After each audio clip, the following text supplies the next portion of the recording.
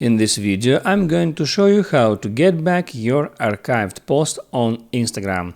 That is quite simple and easy, so let's begin. First, open up your Instagram and go to your profile.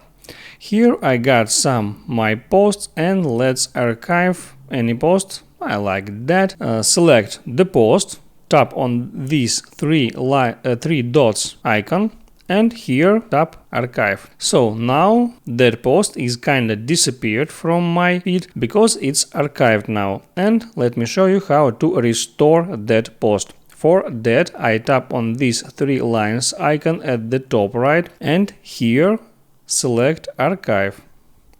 There I can see all my archived posts and stories, and to sort just posts, tap here at the very top at Stories Archive and here select Posts Archive.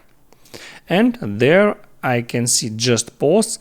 On the first place I see the latest post that I archived. I can select that and then tap on three dots icon and here select Show on Profile. Go back to my profile and now you see that that post was successfully restored and it shows in my feed again. I hope it helps you, so before you go, please like and subscribe.